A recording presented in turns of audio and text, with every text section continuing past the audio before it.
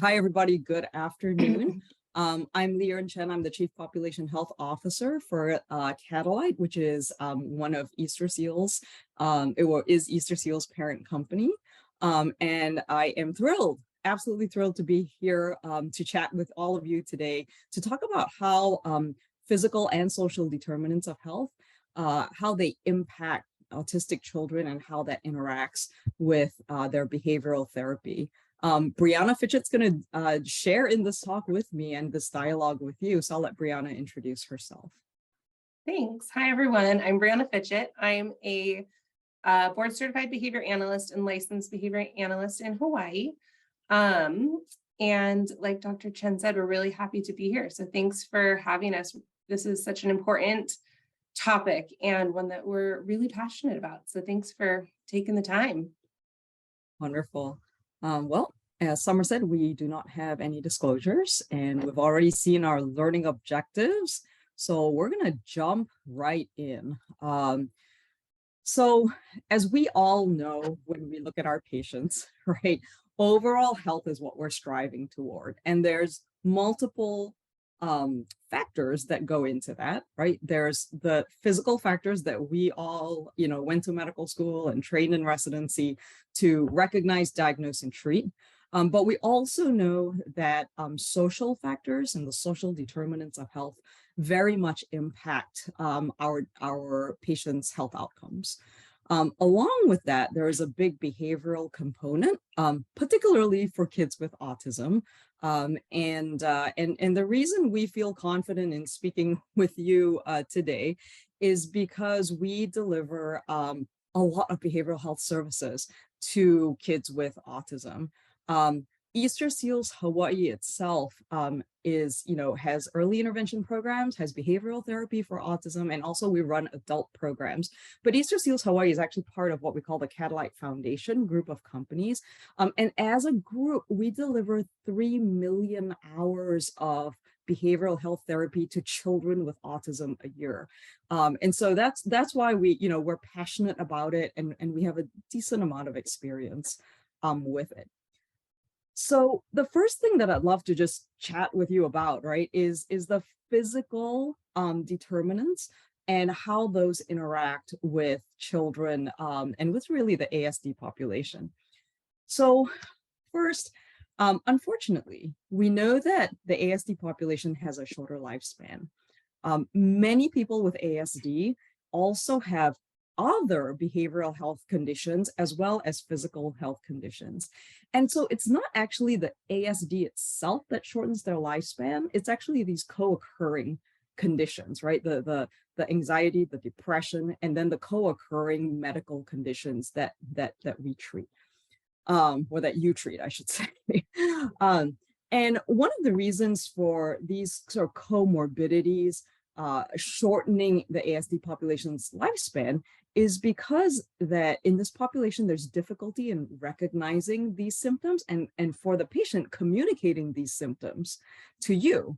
And sometimes, right, physical discomfort from a physical ailment, if you will, or illness, can prompt behaviors that can be interpreted as coming from their autism. And a lot of times, once they're already in behavioral therapy and new behaviors develop, we just say, well, we'll just do more behavioral therapy because there's more behaviors.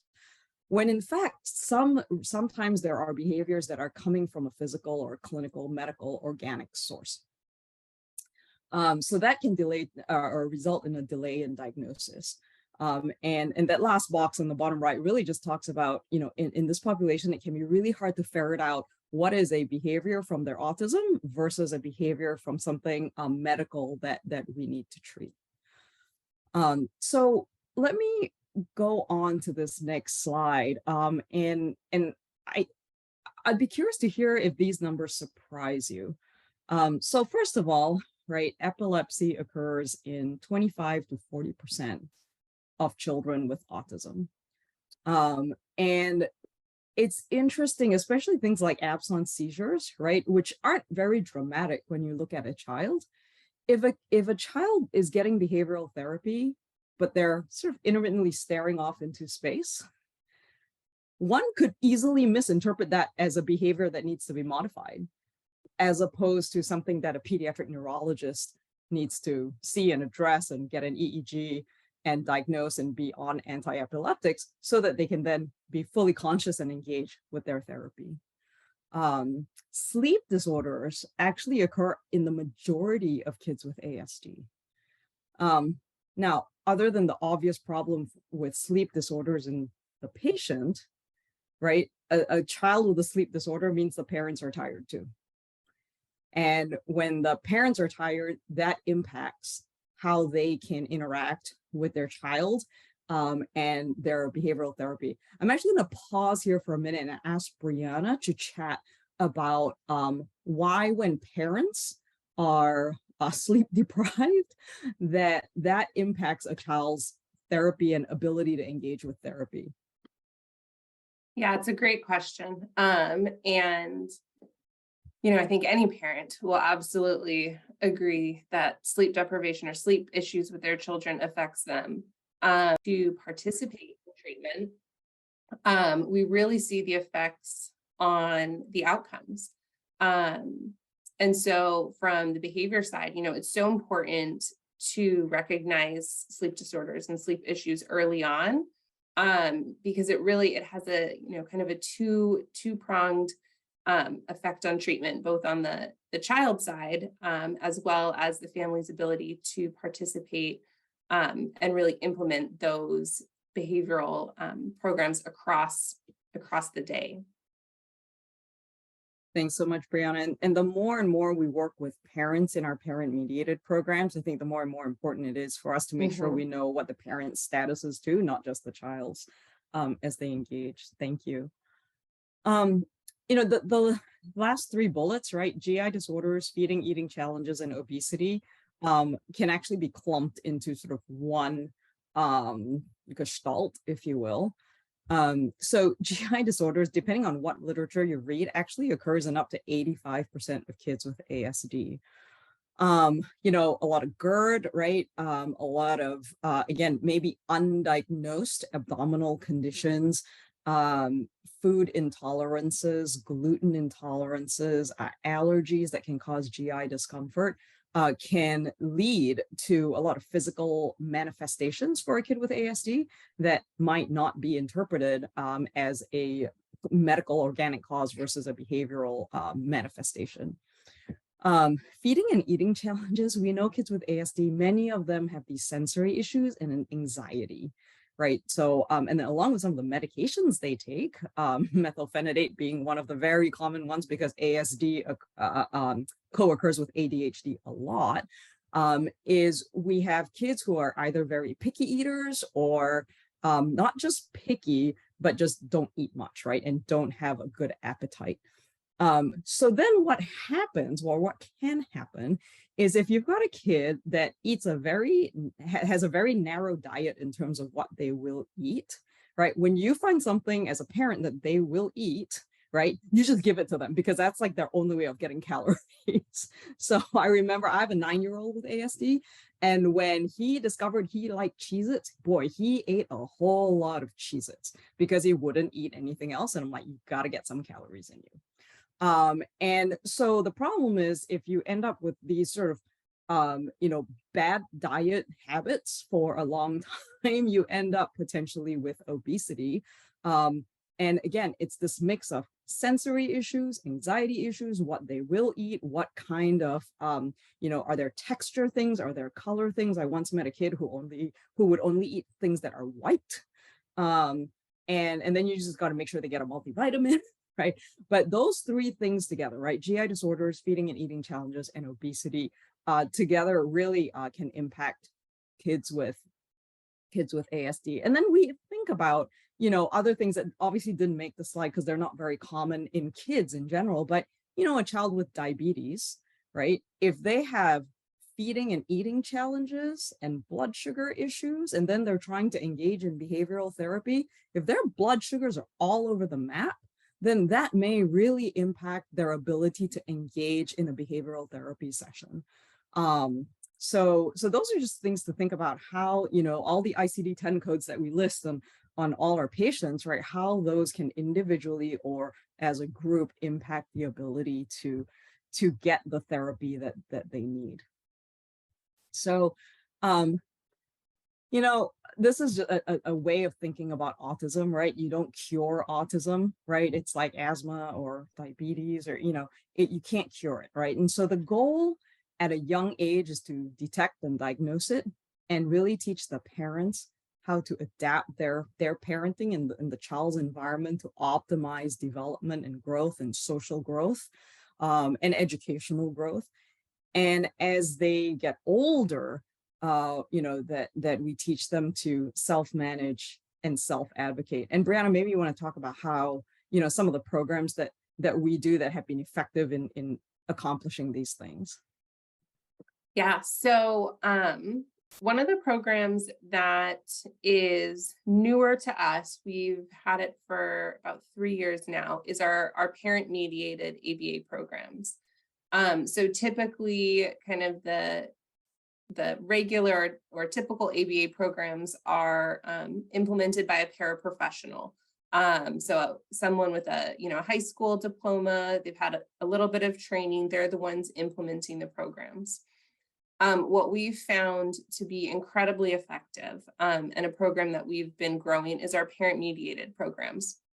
So instead of having a paraprofessional work directly with the individual, our high-level clinicians, so our licensed behavior analysts, are working directly with the parents or the caregivers, just like Dr. Chen was saying, to really teach them how to adapt and how to kind of change the way that they parent, if you will, to support these behavioral programs.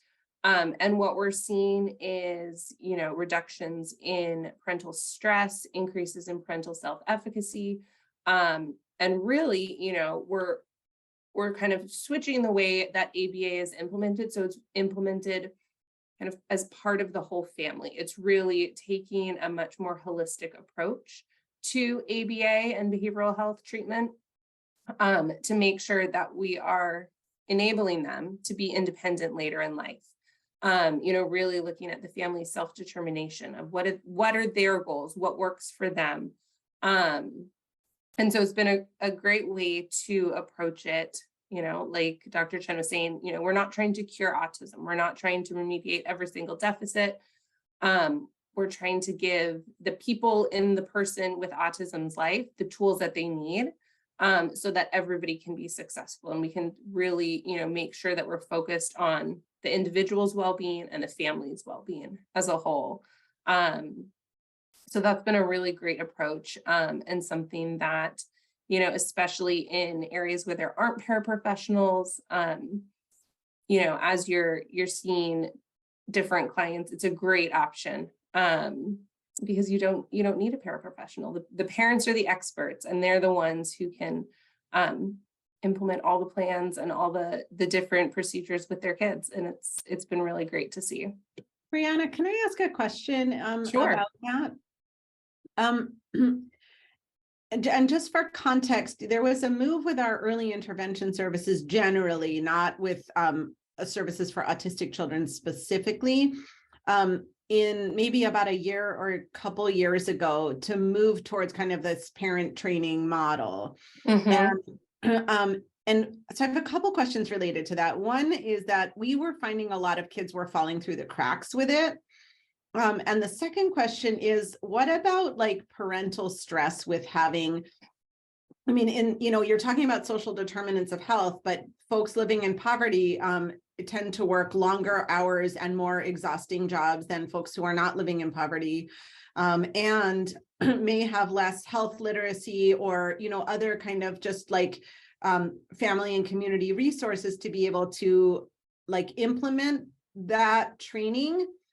So I'm curious how you navigate both of those barriers. Thank you. Yeah, absolutely. And I love that you brought that up. I think that's such an important thing to keep in mind, like you were saying, around the different, like health literacy, things like that. So kind of, I'll start with that one first. So really what we're seeing is, or what we're training our clinicians who go through our programs, is to be very cognizant of the different factors that are affecting that family. So the way that when the clinician works with the family, one of the first things is they're the licensed professional. They have a master's degree, they have training. So they're a lot more in tune, and they're a lot more skilled at having, what can essentially be difficult conversations with the family around treatment, where when in a typical paraprofessional-led model, the paraprofessionals, they have 40 hours of training and they're in the field. So you definitely, we've seen those differences. We also really work to make sure with the family that whatever the cadence of treatment is, it works with their schedule. It's a lot more flexible. And another piece is what we've seen is with a lot of families, it's not just the parents that are participating. So it's called parent-led ABA, but really it's whoever the caretakers are for the child. And we've had quite a few families where grandparents participate, siblings, aunts, uncles. It's really the support system for that child. And so, if the parent is working long hours, like you were saying, which is very typical, who are the people caring for the child and bringing them into treatment, really with the outlook of, the caretaker, the support system for the child, they're the expert in that child, in that person. And so working with them to implement the programs. Those programs, they look and feel a lot more natural typically than a paraprofessional-led ABA session. We're still tracking all the same things, we're still making, the progress is the same. The one difference that I will say is, and in the beginnings of our research, is we're seeing more significant decreases in parent stress for our parent-led models. So even though we know it's more of a commitment, if you will, from the family in some perspectives, we are seeing significant decreases in parental stress. Brianna, if I can add real quick. Mhm. Sorry, Dr. Maxim. So, the other thing that's interesting that we found out is, in the traditional ABA model, right? You have a paraprofessional who's got to find the kid and be with the kid 10, 20, 30, 40 hours a week. And you can't leave the kid alone with a paraprofessional, right? So then the parents have to be around, or someone's got to be around. And it actually turns out that the parent mediated model is more convenient because you're not doing it 10, 20, 30 hours a week. You're doing it a handful of hours, and you can kind of schedule around the parent. So the total number of parental hours committed is actually smaller. Mm-hmm. And so it turns out, oddly, that it's more convenient. But then you're also arming the parents with the skills to parent the child 24/7, or except when everyone's asleep. And so I liken it to I keep saying diabetes, but if you have a kid with type 1 diabetes, you don't send the kid to a dietitian or endocrinologist for 10, 20 hours a week, right? You teach the parent how to feed the child, what to stock the kitchen, what to cook, how to eat, how to coach, what to send in the lunchbox. If you go out to eat, these are the things, right? And then the parent's then equipped to parent the child with diabetes. So it's the same idea, where you arm the parents with the skill. And then again, it becomes more flexible. And you also asked about kids falling through the cracks because, you go from practitioner-led to parent-led. And Brianna actually mentioned that, right? We're tracking progress and outcomes. And if we see that stall out in this approach, stop, reassess, and switch track if necessary, just like any other clinical, care or treatment. So I'm going to move on to, something that's also near and dear to my heart.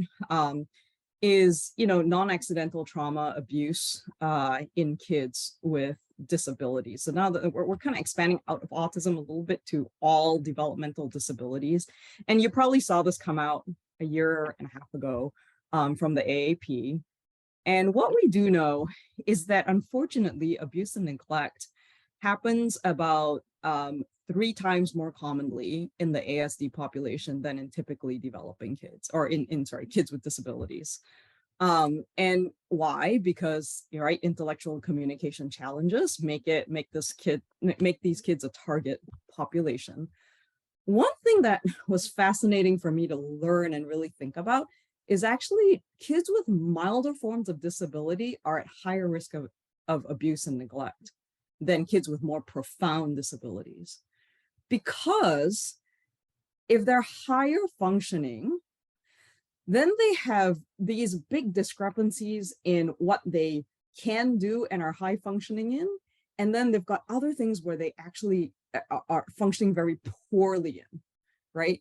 So when parents see that, right, and doctors and really anyone who's interacting with a kid, when you see them performing at a high level for something, you want to expect them to function at that same high level in everything, right? Because if you can brush your teeth independently, then you should be able to change and get yourself ready for school independently too, out of your pajamas. But those are different skill sets. And so when parents say, oh, well, my child can do all these things, I'm going to expect them to do all these other things, and they can't, that's when the parents get frustrated. Whereas when you have lower functioning children, you don't really expect very much, and the children meet those expectations. And so that's where that discrepancy comes from. We also know that in some CPS units, almost half of the cases being investigated are children who are not typically developing. I mean, that's heartbreaking to hear.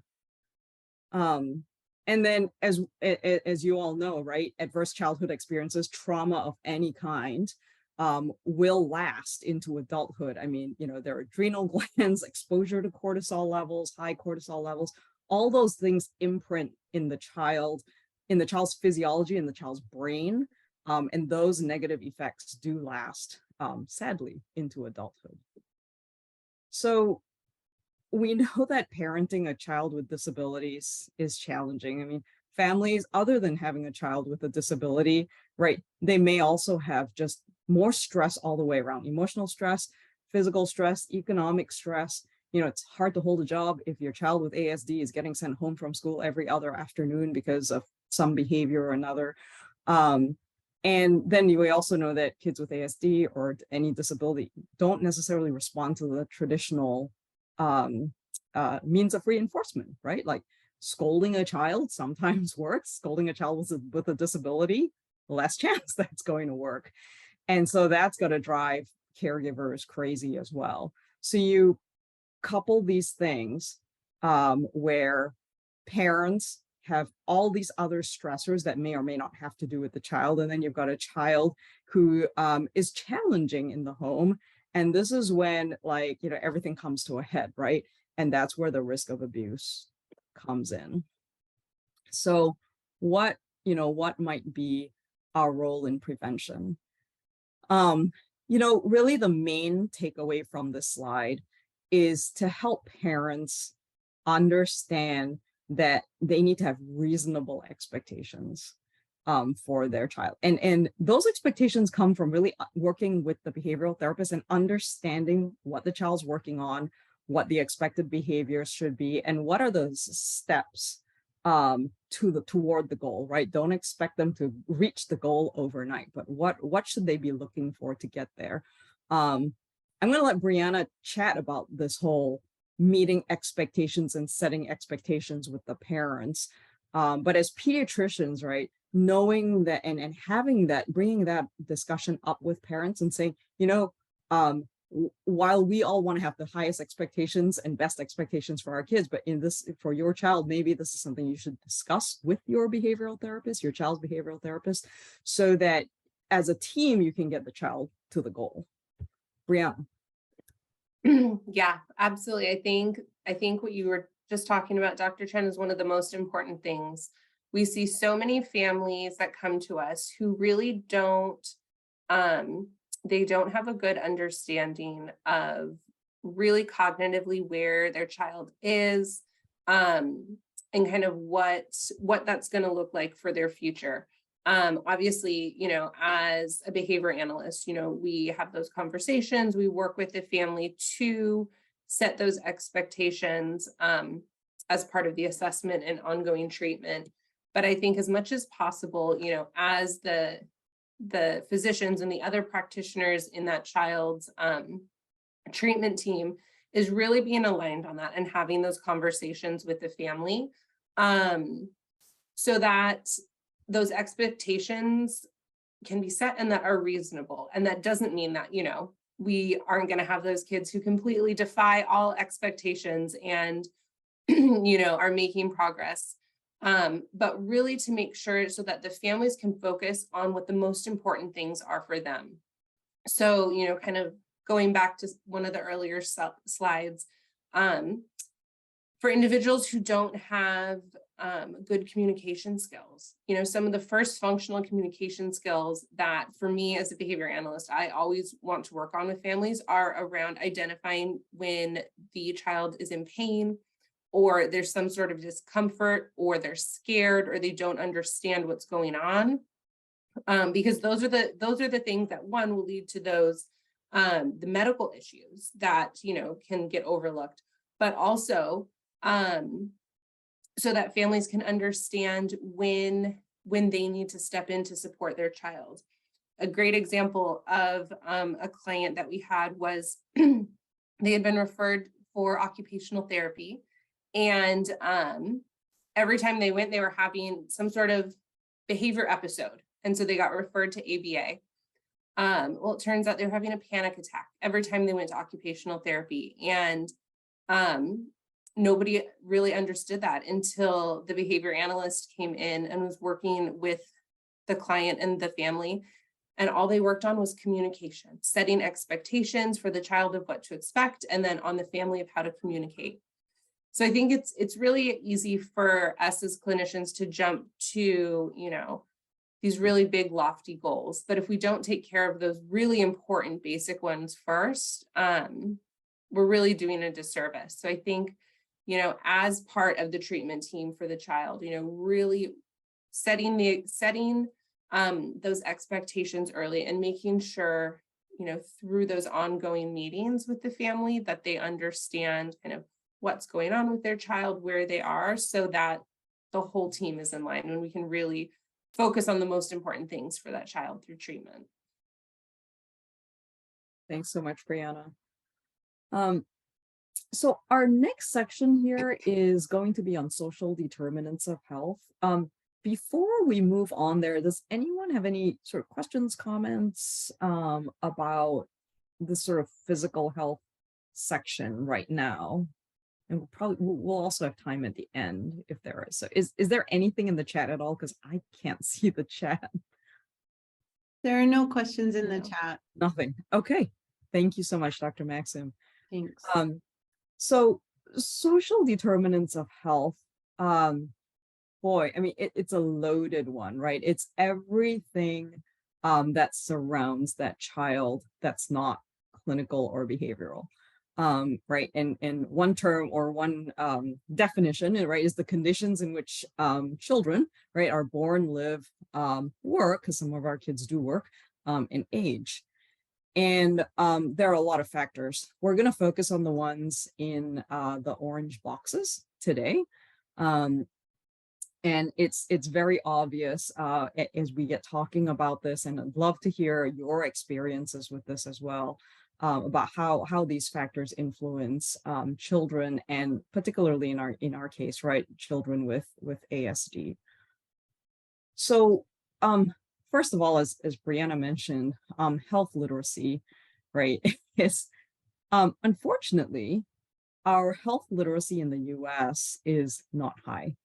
21% of U.S. adults have low or no literacy, and 54% have less than 6th grade level literacy. And I'll be very clear, this is English literacy, which a lot of our materials tend to be in English, right? So that's those statistics. California, which is one of the places where we as Catalyte work, actually has the lowest adult literacy rate in the US. And that's because they have a very big migrant population that speaks many different languages. So what is health literacy, right? It's the degree to which someone has the ability to find and understand the information and services that they can ingest, right? To inform health-related decisions, and then actually advocate for their own health. Now, in the case of a child, right, it is a parent or caregiver's ability to understand what the child has, what their treatment is, and then to be able to advocate for their child's needs so the child gets the resources that they need.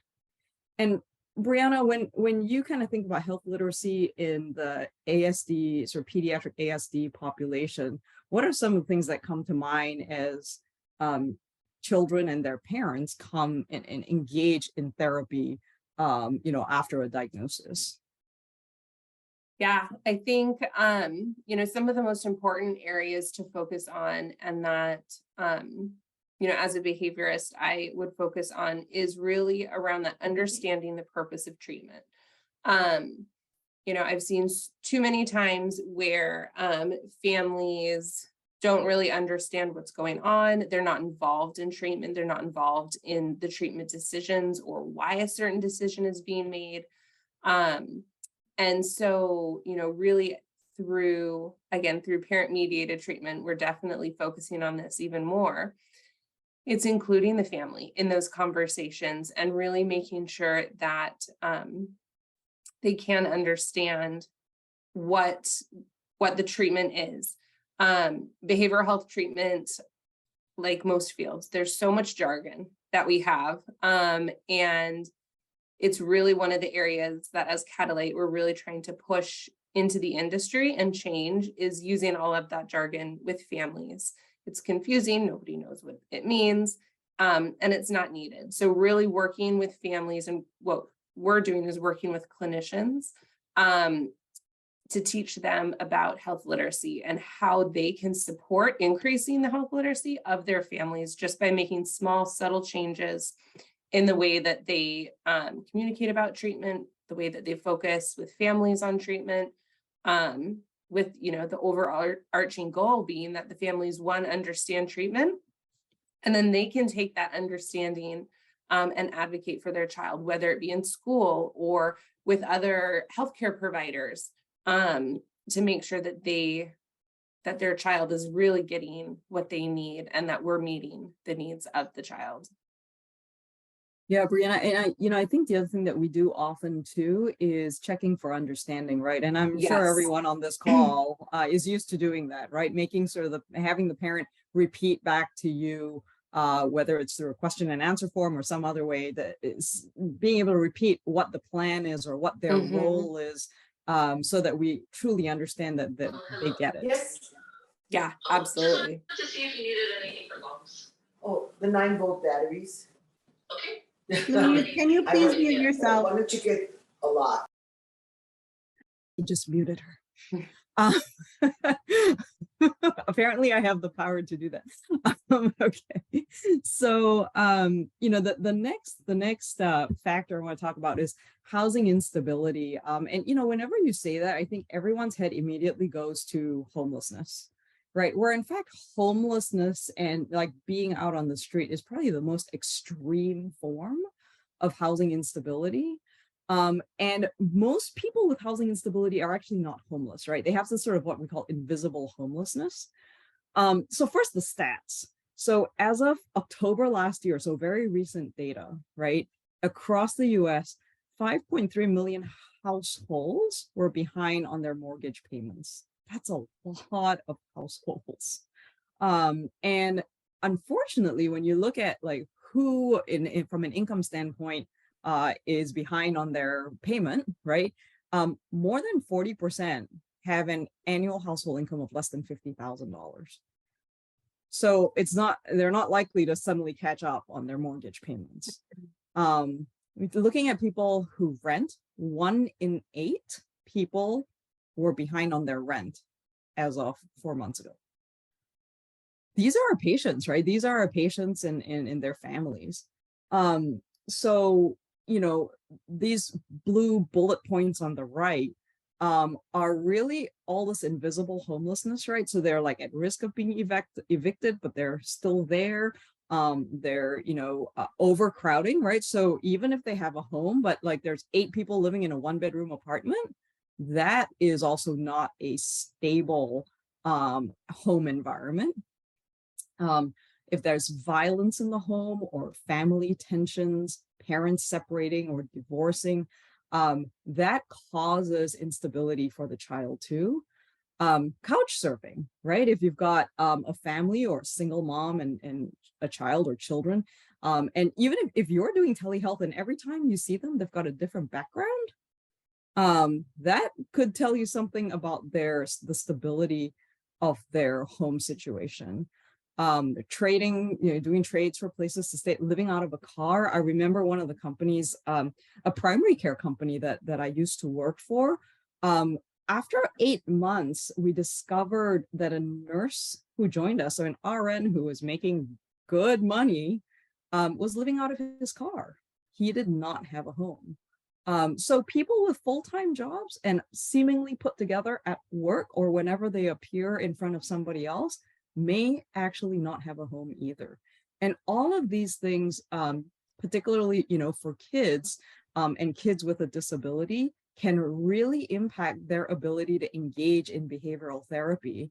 And we'll talk about this a little bit later too, but if a parent has this as a stressor, then their ability to engage is also going to plummet.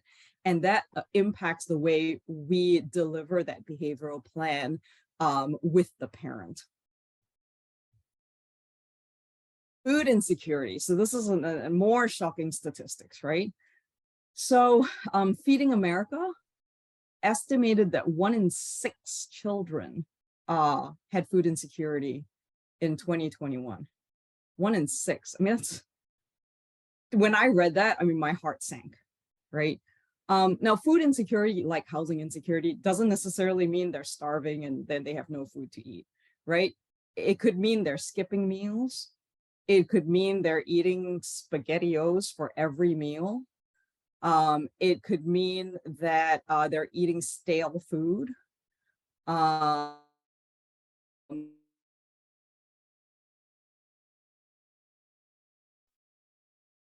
If they haven't food at all, right? And so the diet disorders and the picky eaters and the obesity, right? So that you've got a cohort of children that, connection unstable. You've got a cohort of children who may have, dietary and nutritional issues to begin with. And then if they have food insecurity on top of that, that could really impact their behaviors.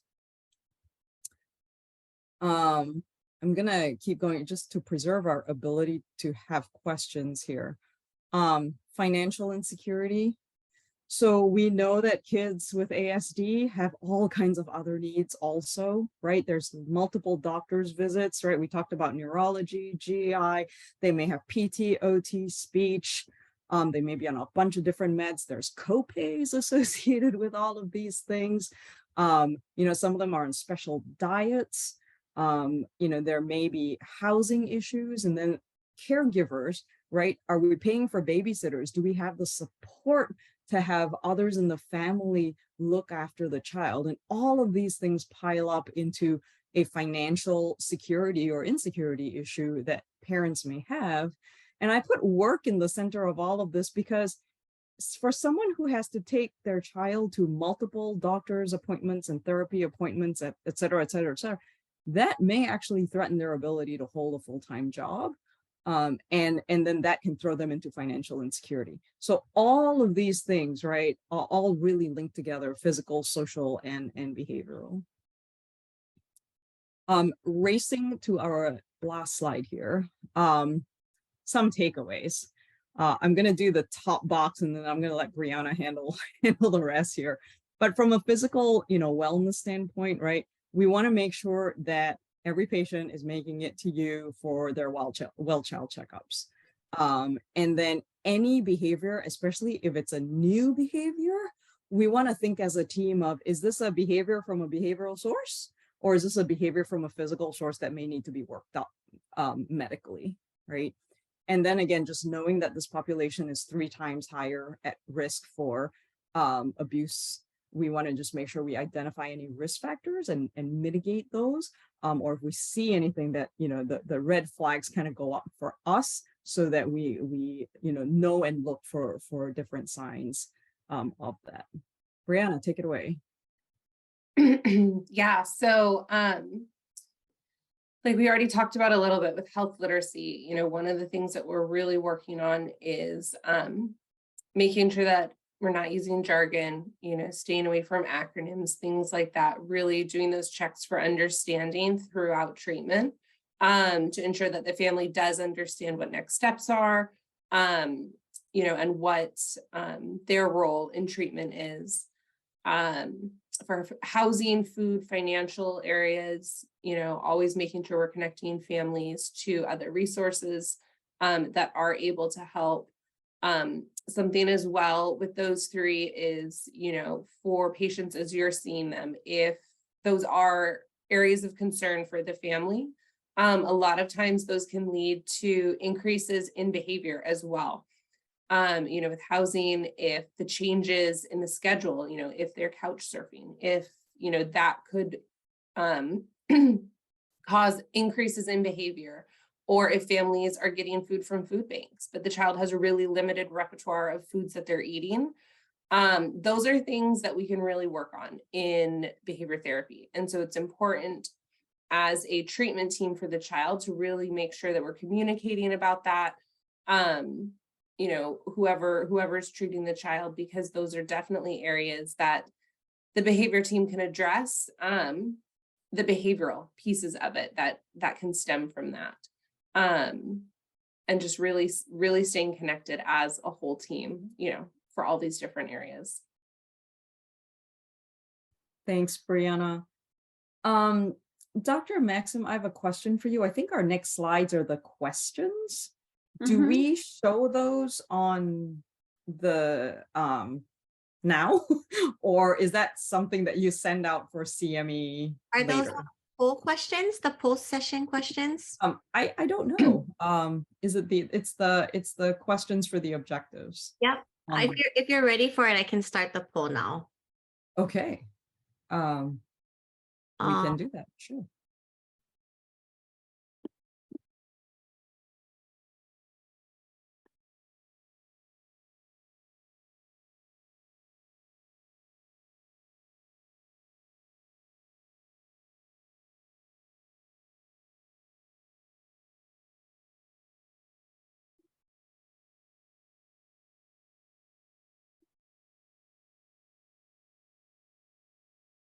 The answers are rolling in.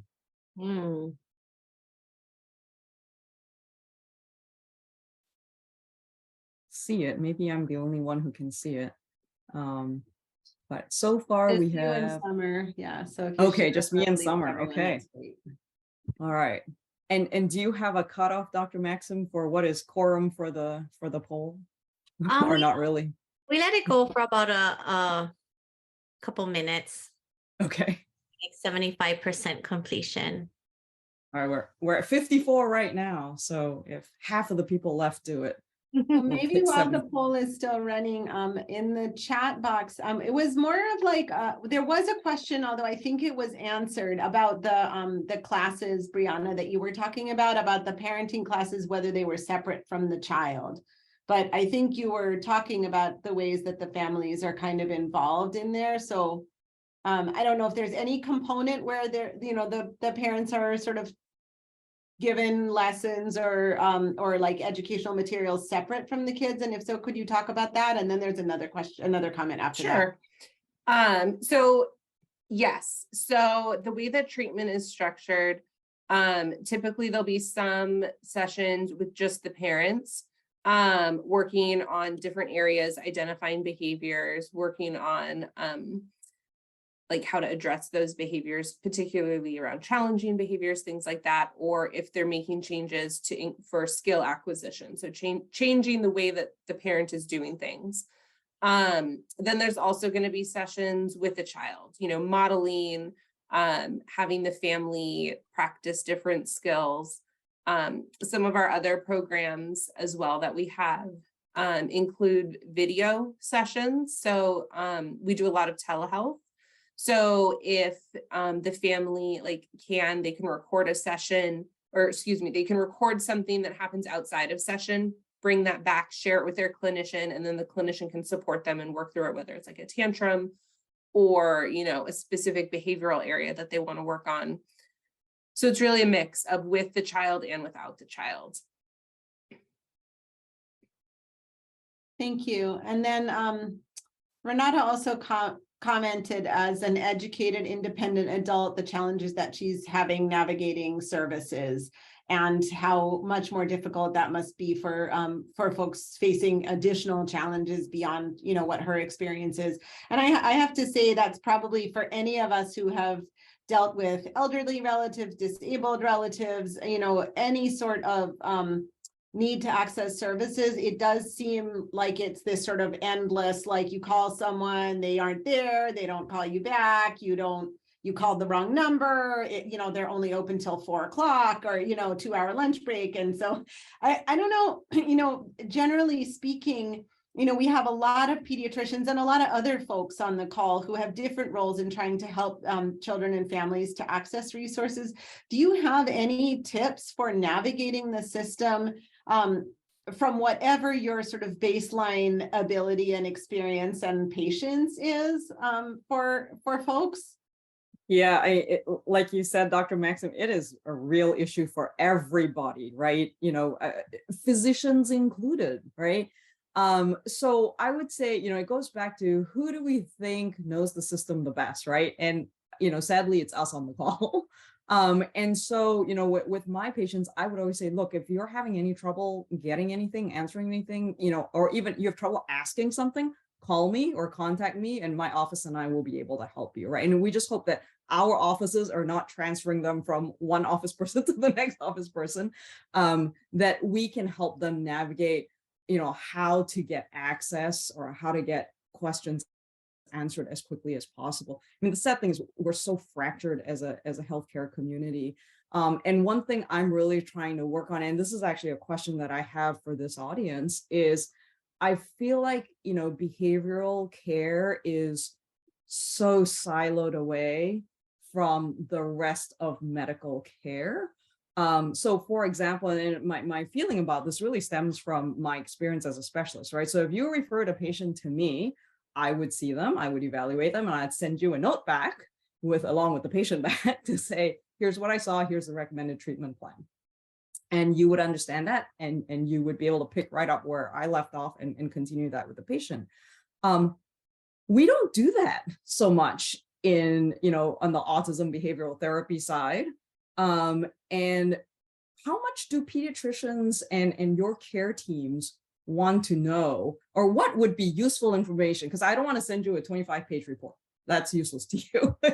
So what would be important for a behavioral therapist working with a kid with ASD and working with parents of a kid with ASD? What would be important for us to send back to you that's helpful to you and not just bogging your EMR down?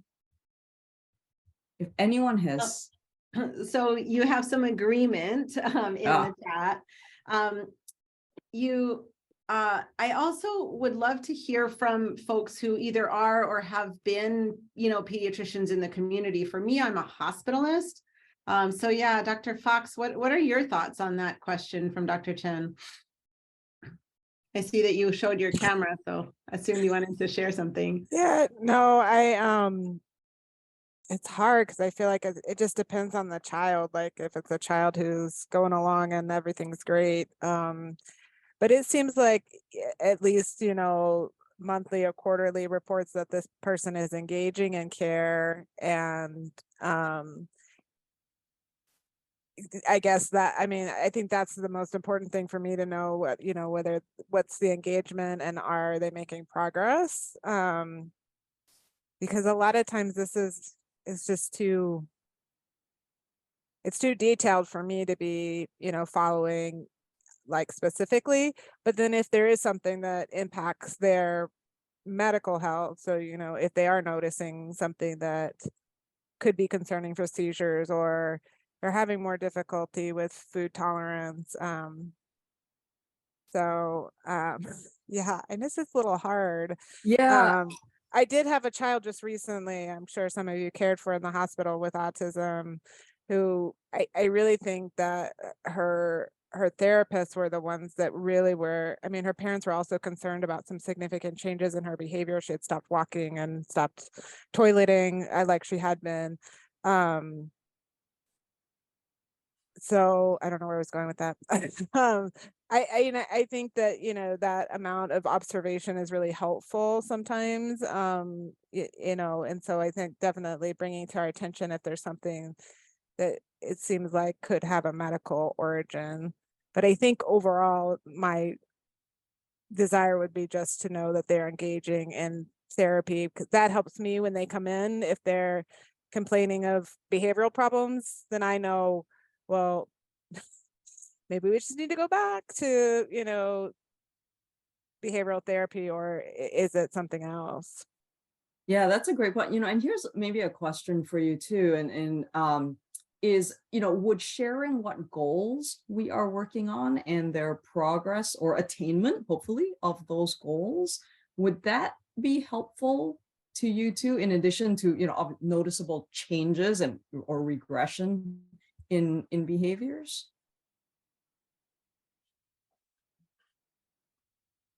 There's a comment in the chat from Dr. Ware saying it's hard for a clinician to reinforce a behavioral plan if they do not know what's going on. Bingo. And I think, I had a similar situation this morning where we have a patient with complex medical stuff and multiple specialists. And there was a lot of anguish on the part of the family because of different specialists going in the room and saying different things. So I would have to really agree with Dr. Ware. I think, like a monthly or every couple of months, I'm not a PCP, but just sort of thinking about how much anguish it causes families to have all these cooks in the kitchen, but not talking to one another. And how useful it is to me for my rehab patients in-house when I see, okay, the speech therapist says these are the 3 goals that they're working on, and this is the progress towards the goal. And I can see that in the chart. I think it's so, so helpful. From a system standpoint, for you folks, Easter Seals is a big organization. I think it makes a lot of sense to say periodically, not flooding the inbox, but yeah, these are what we're working on, and perhaps even, things that they're asking for, right, from the doctor. Have you thought about ADHD in this patient with autism who is hyperactive, or, whatever, stuff like that. Right, right. There are a lot of comments in the chat too. So Dr. Fox, agree with knowing the goal and put it on the first page of your report. Yeah. How about 5 bullet points at the very top, right? Yeah. But all the way up, there was also Susan Wood is here. So that I just scrolled up a little bit, mentioning the MCH Lend program and the Family Voices Family to Family Health Center, Hilopa'a, as great resources. Hi, but also so 9 Susan, volts. are you still here? And would you feel at all like sharing kind of what your experience has been navigating the system and being a parent advocate? Sure. I'm here. Yeah, I have a son with autism. He's now 32. So I've been through the system, health and education, during the Felix Consent Decree here in Hawaii, and all the struggles we've had for our kids. And although it's better now, we lack so many services and providers. Even we're having a lot of nurses and lack of neurodevelopmental pediatricians, especially on Hawaii Island. I think it's much better on Oahu. I live on the Big Island. I'm on the north side of the island, and just thinking about your presentation, I mean, checks the box and everything, right? It's what happened to our kids with their health and what lack of supports are here for parents, and understand literacy. That's something that we struggle with because most of our parents struggle with not having simple language, understanding what's happening. And so I work for both the LEND program and Hilopa'a, and that's part of our job, is to support those parents and helping them understand and chunking it. We've even had a lot of parents who have mental health issues or have special needs themselves who have kids with autism, and trying to navigate services and understanding the services and having all these service providers mad at them, and not understanding the literacy. That was a big wake-up call for us, is they didn't even understand that some of the parents they were working with couldn't read. And they never checked for understanding. It was so important. And again, one quick thing is how we work in silos, right? So, how we have to work with the schools, the pediatricians, we all have to work together because we're looking at a holistic person. And it seems like everything is in silos because there's ABA in school setting, and then there's ABA outside of the school setting. And then there's the medical piece, and, no one's talking to each other. And it's just not a good model. Yeah, and thank you for bringing those things up. I mean, those are the real issues that we face every day. Catalyte and Easter seals were trying to change that. I wish I could flip a switch. I can't, but we're chipping away at that. I think another issue, which Susan, thank you for highlighting that, that your child is now 32. There's a massive gap in adult care. Yeah. Adult physicians who want to treat adults with disabilities, both in primary care and specialty care. It's something I'm working on as well, is to figure out how we can organize the adult healthcare community to be more receptive to people with intellectual disabilities. Yeah. It's interesting because we all know in pediatric care the cardiac story, right? Where 30 years ago, kids born with congenital cardiac disease didn't live very long, and they never made it into adulthood. So adult cardiologists never had to deal with kids with congenital heart disease. But now, because cardiologists and cardiac surgeons have figured out how to get these kids into adulthood, what the adult cardiologists did is they created an entire new fellowship and an entire new board for adult congenital cardiology, right? So they figured out how to do that. Now it's time for us. How do we organize and start getting adult providers to start thinking about adults with these invisible disabilities? Because a lot of the patients that we're talking about look normal. They look typical. They look normal. Yeah. So that's a real challenge that we face as well. So thank you, Susan. I love your story, and I thank you for the help that you're providing to your community. It's much, much needed. Thank you. Okay, I have lost the chat. It's fine. We just I wanted to say thank you to all of our speakers. And I know you had offered to stay on a little bit longer. So for sure, go ahead and do that. For those of you that can, I'm going to have to step away and go take care of kids. And I think many of us are kind of going back to patient care as well. But what a wonderful conversation. We learned so much. And then let's be in touch about the potential for talking about other topics, because I think that would be really helpful to us and our learning community. That would be great. Thank you so much, Dr. Maxim. It's been a pleasure to be here today, and hopefully get to engage and do more together in the future. Thank you so much. Great talk. Thank you. Okay, Thanks. Everyone have a good one. Thanks, Maya. And do feel free to stay on if you folks have the time and inclination. I just apologize. I have to go because I have a family meeting. Please go to the family meeting. All right, bye-bye. Bye. Thank you.